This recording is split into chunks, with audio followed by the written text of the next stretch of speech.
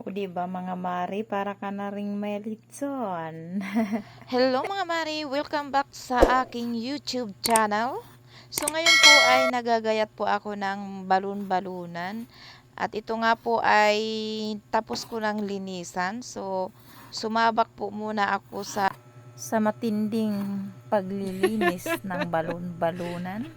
So ayan, natapos ko na po siyang gayatin ng mga ganyang style lang po. And then lalagyan na po natin ng crispy fried.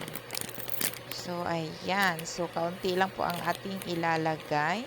At mag-add po tayo ng Nor Liquid Seasoning. Ayan.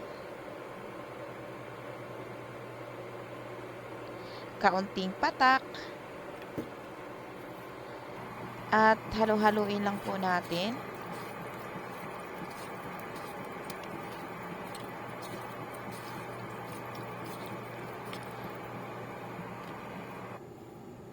Mag-add na lang din po tayo dito ng kaunting cornstarch. Ayan.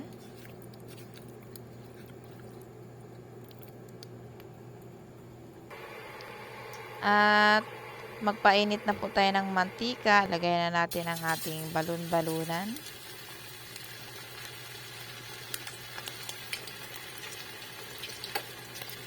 So, ayan. Isa-isahin po natin paglalagay.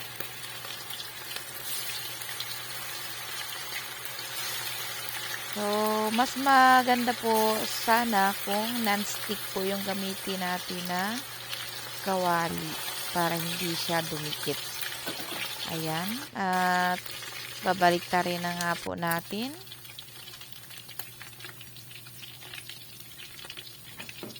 Hintayin lang po nating tuluyan na siyang mag-crispy. So, ayan. Lagay na po natin dito sa ating tissue. So, para ma-absorb po ang ating excess na oil. So, ayan. Natuto na nga po siya.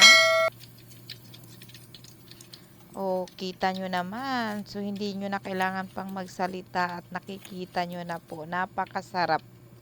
Napakasarap ng ating crispy balon-balunan. O, diba? O di ba mga Mari, para ka na ring may litson. Litsong balon-balunan.